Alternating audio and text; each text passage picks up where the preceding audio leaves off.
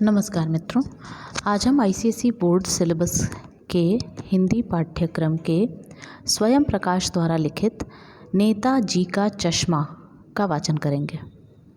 आप सभी से अनुरोध है कि मेरे चैनल को सब्सक्राइब कीजिए, लाइक कीजिए और अपने मित्रों के साथ इसे शेयर कीजिए। स्वयं प्रकाश। पहले हम लेखक का परिचय देखते हैं। स्वयं प्रकाश का जन्म 20 जनवरी 1947 को मध्य प्रदेश के इंदौर नामक शहर में हुआ था। आजकल आप भोपाल में रहकर साहित्य सृजन कर रहे हैं तथा वसुधा पत्रिका के संपादन से जुड़े हैं। स्वयं प्रकाश जी एक सशक्त उपन्यासकार तथा कहानीकार हैं। अब तक उनके 13 कहानी संग्रह प्रकाशित हो चुके हैं। इनमें सूरज कब निकलेगा, आएंगे अच्छे दिन भी तथा आदमी जात का आदमी बहुचर्चित हैं। इनकी कहानियों का अनुवाद रूसी भाषा में भी हुआ है। उनके विनय और ईंधन उपन्यास भी अत्यंत लोकप्रिय हैं।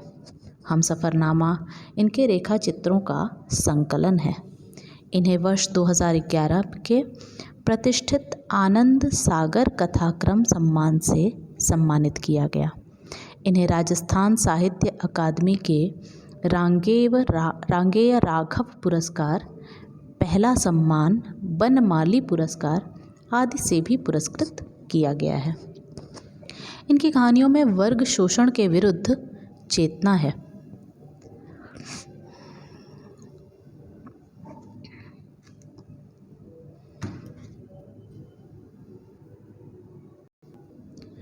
नेताजी का चश्मा। हालदार साहब को हर 15वें दिन कंपनी के काम के सिलसिले में उस कस्बे से गुज़रना पड़ता था। कस्बा बहुत बड़ा नहीं था, जिसे पक्का मकान कहा जा सके वैसे कुछ ही मकान, और जिसे बाज़ार कहा जा सके वैसा एक ही बाज़ार था। कस्बे में लड़कों का एक स्कूल, लड़कियों का एक स्कूल, सीमेंट का एक छोटा सा कारखाना, 2 ओपन एयर सिनेमा घर और 1 ठो नगर पालिका भी थी। नगर पालिका थी तो कुछ न कुछ करती भी रहती थी।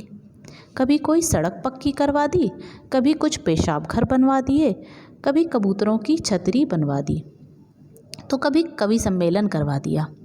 इसी नगर पालिका के किसी उत्साही बोर्ड या प्रशासनिक अधिकारी ने एक बार शहर के मुख्य बाज़ार के मुख्य चौराहे पर नेताजी सुभाष चंद्र बोस की एक संगमरमर की प्रतिमा लगवा दी। प्रतिमा का अर्थ है मूर्ति लगवा दी। यह कहानी उसी प्रतिमा के बारे में है, बल्कि उसके भी एक छोटे से हिस्से के बारे में। पूरी बात तो अब पता नहीं, लेकिन लगता है कि देश के अच्छे मूर्तिकारों की जानकारी नहीं होने और अच्छी मूर्ति की लागत अनुमान और उपलब्ध बजट से कहीं बहुत ज़्यादा होने के कारण काफ़ी समय ऊहापोह और चिट्ठी पत्री में बर्बाद हुआ होगा, और बोर्ड की शासनावधि समाप्त होने की घड़ियों में किसी स्थानीय कलाकार को ही अवसर देने का निर्णय लिया गया होगा, और अंत में कस्बे के इकलौते हाई स्कूल के इकलौते ड्राइंग मास्टर मान लीजिए मोतीलाल जी को ही यह काम सौंप दिया गया होगा। ये एक काल्पनिक पात्र है। मोतीलाल जी जिसका नाम ले रहा है लेखक, ये स्वयं प्रकाश जी का काल्पनिक पात्र है, जो महीने भर में मूर्ति बनाकर पटक देने का विश्वास दिला रहे थे। जैसा कि कहा जा चुका है, मूर्ति संगमरमर की थी। टोपी की नोक से कोट के दूसरे बटन तक कोई 2 फुट ऊंची, जिसे कहते हैं बस्ट, और सुंदर थी।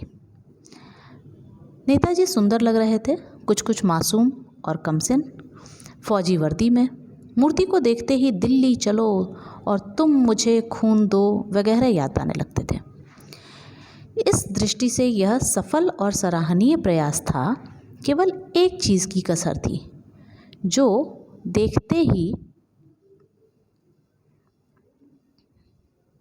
खटकती थी। नेताजी की आंखों पर चश्मा नहीं था। यानी चश्मा तो था, लेकिन संगमरमर का नहीं था। एक सामान्य और सचमुच के चश्मे का चौड़ा काला फ्रेम मूर्ति को पहना दिया गया था।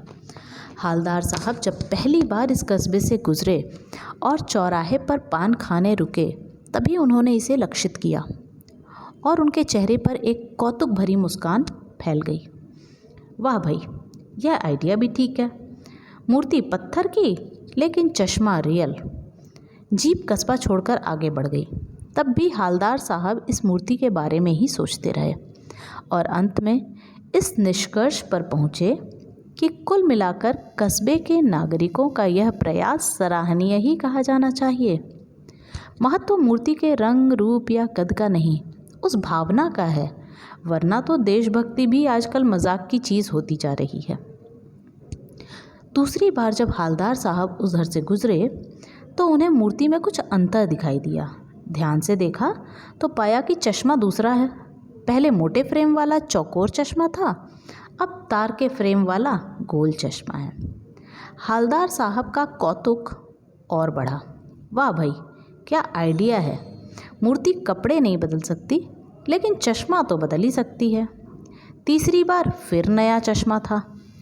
हालदार साहब को आदत पड़ गई हर बार कस्बे से गुजरते समय चौराहे पर रुकना, पान खाना और मूर्ति को ध्यान से देखना। एक बार जब कौतूहल दुर्दमनीय हो उठा तो पान वाले से पूछ ही लिया, क्यों भाई, क्या बात है, यह तुम्हारे नेताजी का चश्मा हर बार बदल कैसे जाता है? पान वाले के खुद के मुंह में पान ठूसा हुआ था। वह एक काला, मोटा और खुशमिजाज आदमी था। हालदार साहब का प्रश्न सुनकर वह आंखों ही आंखों में हंसा। उसकी तोंद थिरकी। पीछे घूमकर उसने दुकान के नीचे पान थूका और अपनी लाल काली बत्ती सी दिखाकर बोला, कैप्टन चश्मे वाला करता है। क्या करता है? हालदार साहब कुछ समझ नहीं पाए।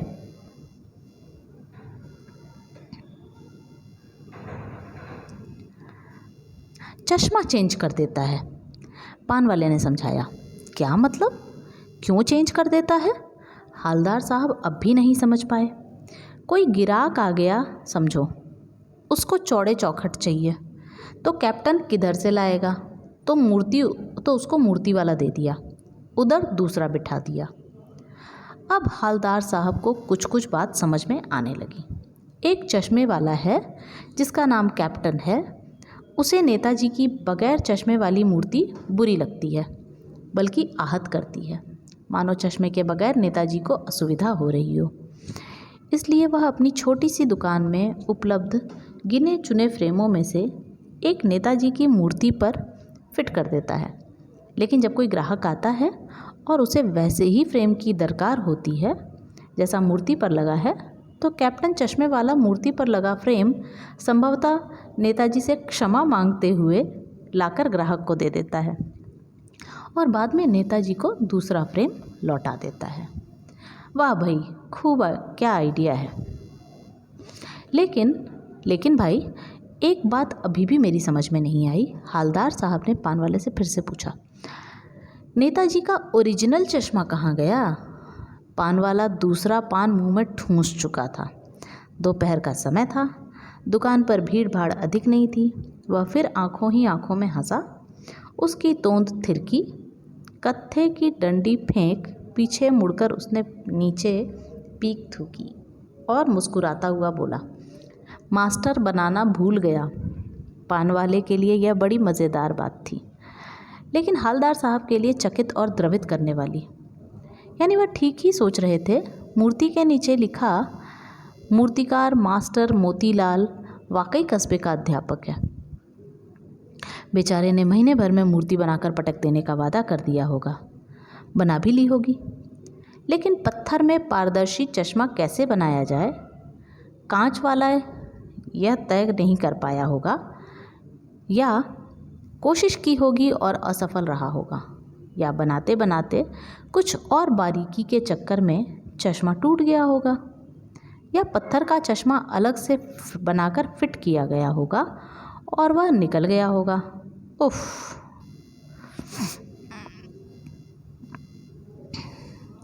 हालदार साहब को यह सब कुछ बड़ा विचित्र और कौतुक भरा लग रहा था। इन्हीं ख्यालों में खोए खोए पान के पैसे चुकाकर चश्मे वाले की देशभक्ति के समक्ष नतमस्तक होते हुए वह जीप की ओर चले।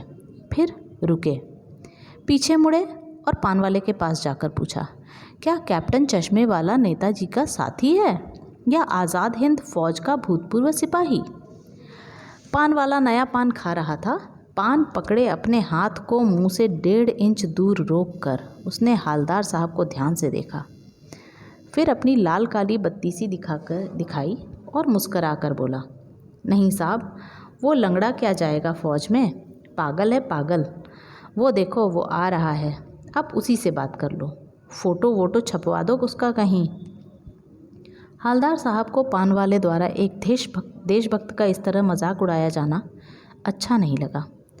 मुड़कर देखा तो अवाक रह गए। एक बेहद बूढ़ा मरियल सा लंगड़ा आदमी, सिर पर गांधी टोपी और आँखों पर काला चश्मा लगाए, एक हाथ में एक छोटी सी संदूकची और दूसरे हाथ में एक बांस पर टंगे बहुत से चश्मे लिए, और अभी अभी एक गली से निकला था और अब एक बंद दुकान के सहारे अपना बांस टिका रहा था। तो इस बेचारे की दुकान भी नहीं, फेरी लगाता है। हालदार साहब चक्कर में पड़ गए। पूछना चाहते थे इसे कैप्टन क्यों कहते हैं, क्या यही इसका वास्तविक नाम है? लेकिन पान वाले ने साफ साफ बता दिया था कि अब वह इस बारे में और कोई बात करने के लिए तैयार नहीं है। ड्राइवर भी बेचैन हो रहा था, काम भी था। हालदार साहब जीप में बैठकर चले गए। 2 साल तक हालदार साहब अपने काम के सिलसिले में उस कस्बे से गुजरते रहे और नेताजी की मूर्ति में बदलते हुए चश्मों को देखते रहे। कभी गोल चश्मा होता तो कभी चौकोर, कभी लाल कभी काला, कभी धूप का चश्मा, कभी बड़े कांचों वाला गोगो चश्मा, पर कोई ना कोई चश्मा होता ज़रूर था। उस धूल भरी यात्रा में हालदार साहब को कौतुक और प्रफुल्लता के कुछ क्षण देने के लिए। फिर एक बार ऐसा हुआ कि मूर्ति के चेहरे पर कोई भी कैसा भी चश्मा नहीं था। उस दिन पान की दुकान भी बंद थी। चौराहे की अधिकांश दुकानें बंद थीं। अगली बार भी मूर्ति की आंखों पर चश्मा नहीं था। हालदार साहब ने पान खाया और धीरे से पान वाले से पूछा, क्यों भाई, क्या बात है, आज तुम्हारे नेताजी की आंखों पर चश्मा नहीं है? पान वाला उदास हो गया।